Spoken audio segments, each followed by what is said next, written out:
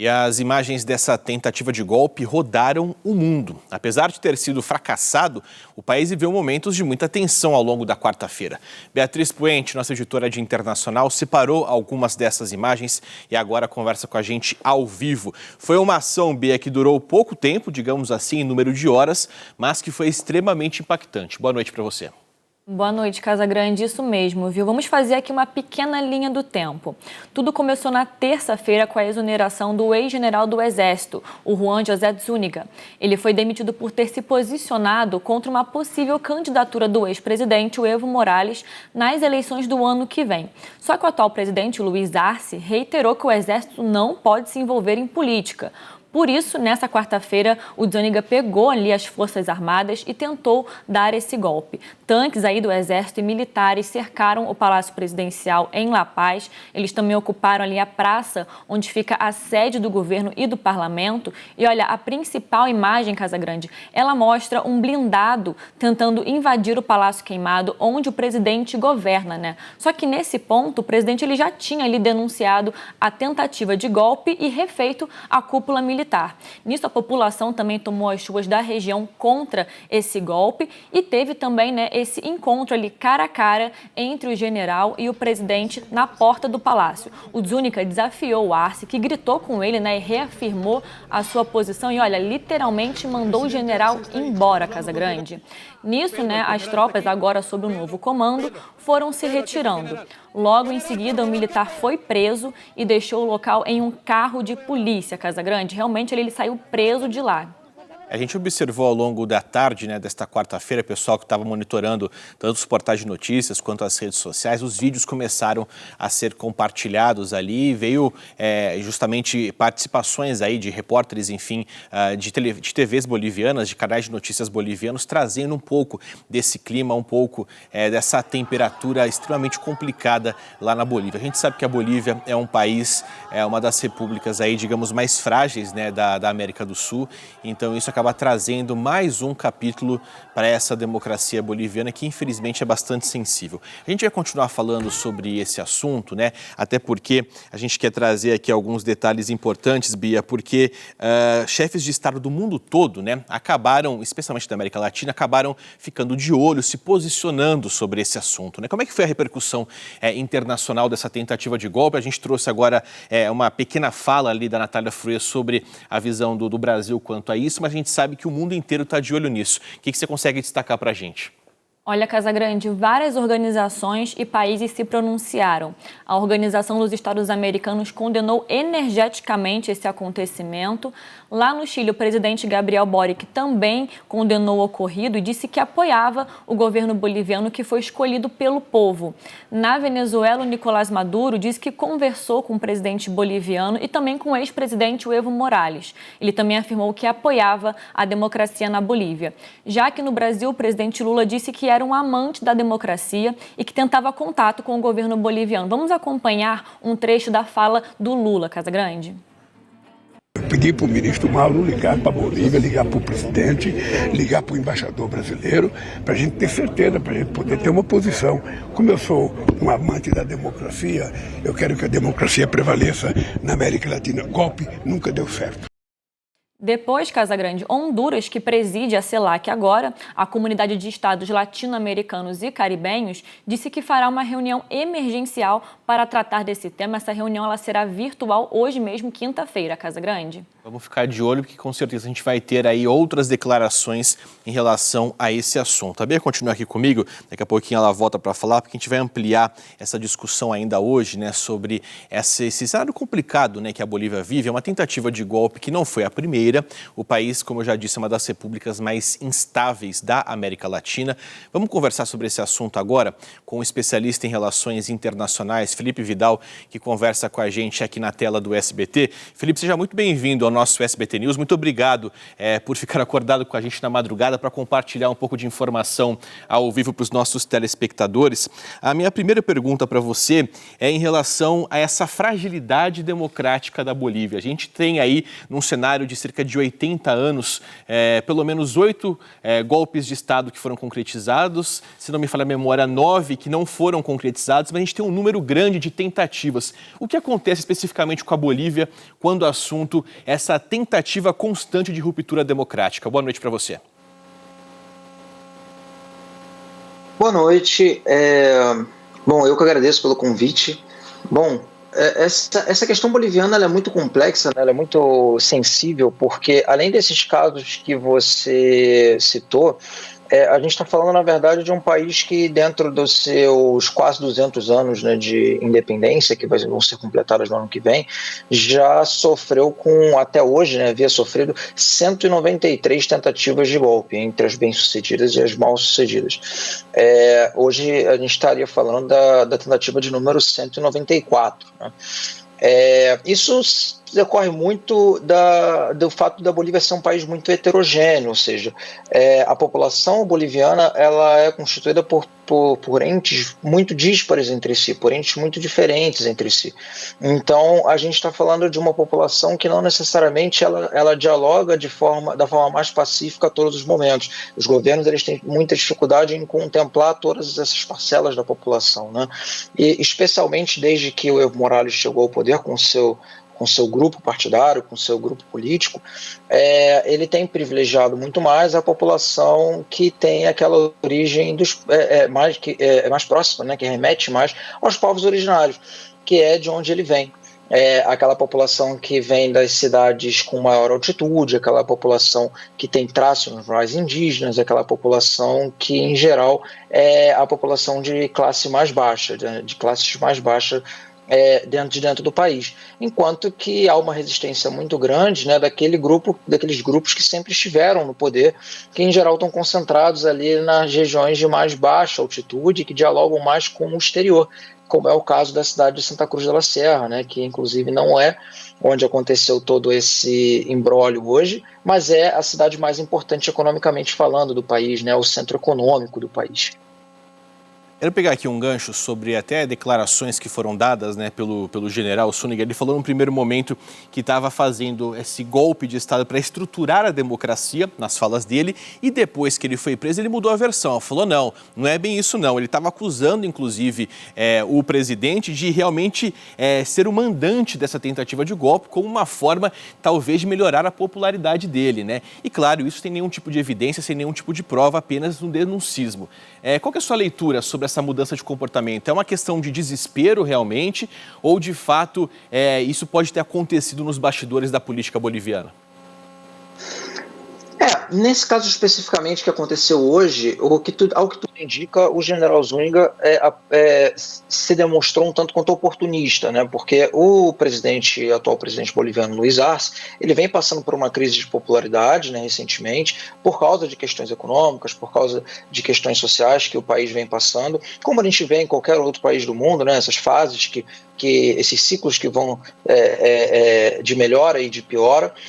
Mas ele vem tentando resolver isso de maneira ainda institucional, ou seja, ele não vem promovendo nenhum tipo de rompante antidemocrático, pelo menos ainda não, a gente não vê nenhum indício disso por parte do próprio Luiz Arce. Inclusive dentro do próprio partido do MAS, né, o Movimento ao Socialismo, que é o partido do qual ele faz parte, que o Evo Morales também faz parte, a gente tem exatamente esse conflito, inclusive, entre esses dois entes, porque o próprio Evo Morales ainda tem a intenção de retornar ao poder ou de tentar retornar ao poder nas eleições que vão se dar no ano que vem. E foi exatamente aí o estopim do problema com o general Zúñiga, porque foi quando, há 2 dias atrás, ele falou que prenderia o Evo Morales caso ele viesse tentar se candidatar novamente à presidência. E aí o Evo Morales, o Luiz Arce, o atual presidente, reagiu, o retirando do cargo dele, de comandante do Exército, e agora ele promoveu essa tentativa de golpe, um tanto quanto atrapalhada também, né? Porque a gente vê ali 2, 3 blindados ali dentro tentando entrar no Palácio Queimado, ainda na Praça Murígio, há um contingente relativamente pequeno de militares, e uma pouquíssima mobilização ou nenhuma mobilização em outras cidades que não La Paz. Então isso é um tanto quanto sui generis também, né? Um tanto quanto curioso, porque a gente viu inclusive figuras que são opositoras ao atual governo do Luiz Arce, fazendo pronunciamentos de que o Luiz Arce deveria sair do poder, mas através do voto no ano que vem, porque as eleições estão se aproximando. E, claro, ele se opõe à candidatura do Evo Morales, mas essa candidatura também ainda está sendo analisada pelo Tribunal Eleitoral da Bolívia, então ela também não é uma certeza de se ocorrer, né, essa candidatura do Evo Morales. Esse rompimento dele com o Luiz Arce ainda está em análise, digamos assim, né, a depender do resultado do Tribunal Eleitoral boliviano. Então, muitas coisas ainda vão se desenvolver a partir daí, mas o que vale dizer, principalmente, é que essa tentativa específica de hoje pareceu muito mais uma tentativa de aproveitar, né, uma tentativa do general Zúñiga de aproveitar essa queda na popularidade do Arce para colocar ali um pouco do seu ego ferido para fora e causar uma certa instabilidade no país. Acabou dando um tiro que saiu pela culatra, né? Acabou não dando certo, como Exatamente. diz o linguajar popular. Felipe, minha colega Beatriz Puente, nossa editora de internacional, tem uma pergunta para você. Diga lá, Bia. Oi, Felipe. Olha, eu queria conversar com você um pouquinho sobre o lítio, porque a Bolívia, né, tem milhões de toneladas em reserva essa que está na mão do Estado e, claro, né, é um produto ali muito visado pelo Elon Musk. Então, eu queria que você, por favor, explicasse um pouquinho essa relação, até porque o Elon Musk já disse uma vez que sim, poderia ter, já deu indícios ali de ter financiado um outro golpe em 2019. Então, eu queria que você, por favor, explicasse um pouquinho sobre isso. Bom, Beatriz, o que acontece é exatamente essa concentração muito grande do lítio como mineral, né, como mineral bruto na Bolívia. Isso gera uma série de problemáticas para um país que não consegue lidar com essa produção em si daquele mineral, ou seja, eles têm uma quantidade muito grande daquele mineral concentrado no seu território, mas eles não têm capacidade nem econômica, nem de desenvolvimento tecnológico para lidar com isso. Então, o que atualmente a Bolívia faz é exportar esse material, esse mineral, de maneira bruta, e eles adquirem uma certa parte do seu PIB, né, através dessa exportação, mas isso é bastante reduzido em relação ao que eles poderiam conquistar uma vez que eles desenvolvessem as tecnologias, ainda que em parceria com outros países, para exportar esse lítio já mais trabalhado. Por que o lítio é essencial? O lítio é essencial porque basicamente ele é a matéria-prima primordial para as baterias, que são tidas como a energia do futuro, né? Essas baterias que, por exemplo, o Elon Musk, como você citou, utiliza nos seus carros elétricos, enfim. Mas não só o Elon Musk tem muito interesse, muitos outros bilionários aí ao redor do mundo e também estados ao redor do mundo têm interesse nisso. E recentemente, mais especificamente no ano passado, a Bolívia fechou alguns acordos com a China e com a Rússia de realizar algumas joint ventures com uma empresa estatal boliviana que trabalha em cima dessa extração do lítio e empresas estatais chinesas e russas para conseguir exatamente dinamizar esse processo ainda dentro do território boliviano e, claro, numa relação ganha-ganha, né? Não existe bonzinho nessas relações geopolíticas, mas numa relação de ganho mútuo, conseguir também com que a Bolívia enxergue novos horizontes econômicos dentro do seu futuro próximo, né? Ou pelo menos do seu futuro de médio prazo.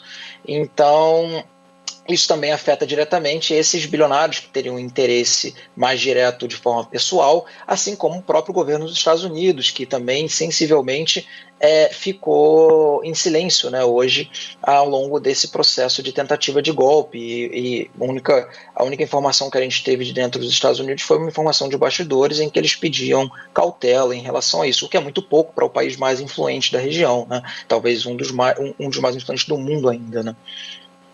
Tem um outro ponto que eu queria compartilhar com você, você citou os Estados Unidos, inclusive, Felipe, é sempre um questionamento que se tem, obviamente, pela influência na região, mas também de outras tentativas de golpe ou outros golpes concretizados que o próprio Estados Unidos ou financiou, ou arquitetou, ou incentivou, ou estimulou nos bastidores, ou veio publicamente e depois acabou colocando o dedo, deixando a impressão digital nesse caso, né? Qual que é a segurança que a gente tem aqui na América do Sul, principalmente, de que outras tentativas não ocorrerão? Ou mais do que isso, a tentativa na Bolívia, de certa forma, é uma luz de alerta para outros países aqui da região? Olha, certamente. Infelizmente, eu gostaria de não responder dessa maneira, mas certamente é uma luz de alerta e, aliás, é uma luz de alerta que já deveria estar acesa há bastante tempo, né? Porque, como você mesmo falou, essa influência norte-americana nessas tentativas golpistas, quando as coisas na região vão caminhando para um lado que não necessariamente é aquele que os Estados Unidos desejam, a depender do governo que está no poder lá, essa influência ela se torna cada vez mais direta, uma influência nociva no caso, né? Então isso a gente vai vendo, isso para citar casos não tão longínquos, a gente pode voltar pelo menos ali à ditadura militar brasileira, que hoje há comprovadamente um envolvimento dos Estados Unidos à época, né, no estabelecimento dessa ditadura militar, que foi inclusive concomitante a processos ditatoriais em vários outros países da América do Sul, inclusive na própria Bolívia, né, que também foi alvo de uma ditadura militar, também com o apoio dos Estados Unidos. Hoje a gente tem várias evidências disso, principalmente na Operação Condor, né, onde os Estados Unidos faziam essa vigilância dos possíveis subversivos ou alinhados a alguma ideologia comunista dentro desses países que sofriam com ditaduras simultaneamente ali pelo período das décadas de 70 e 80. E passando um pouco mais para frente, no caso boliviano especificamente, temos o caso que a Bia acabou de citar do Elon Musk, onde ele falou ali em 2020, foi quando o Evo Morales sofreu aquele golpe também e acabou sendo exilado, né, da Bolívia, em que o Elon Musk falou que daria um golpe, que ele daria um golpe, né, ou que o dinheiro dele, as pessoas que estão em volta dele, seriam capazes de dar um golpe onde eles quisessem, para alcançar os próprios objetivos, se eles achassem que esses lugares estivessem atrasando o desenvolvimento do mundo. Bom, e aí fica a cargo de cada um discernir se isso faz algum sentido ou se uma pessoa só não tem esse direito de dizer o que seria o certo ou não para o desenvolvimento mundial, né, o que é particularmente aquilo que eu mais acredito.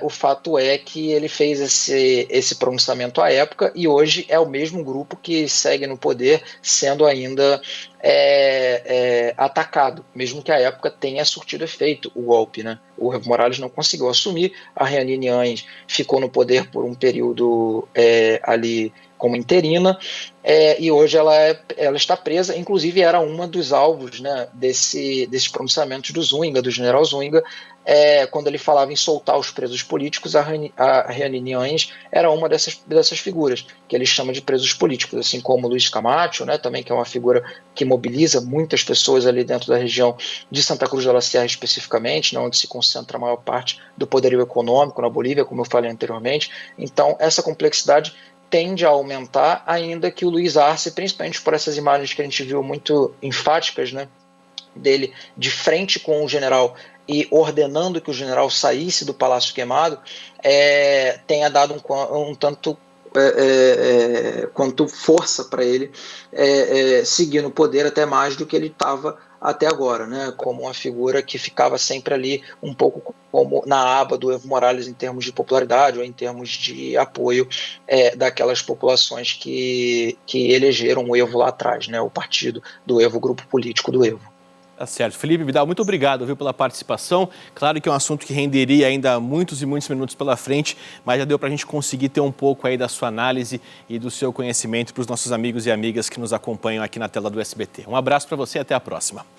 Pelo 4º ano consecutivo, o SBT News é a marca mais confiável de jornalismo no Brasil, de acordo com o Instituto Reuters. 62% dos brasileiros consideram o SBT News e o SBT Brasil a fonte mais segura de informação.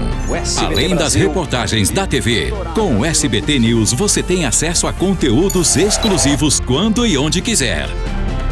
SBT News, notícias que você pode confiar.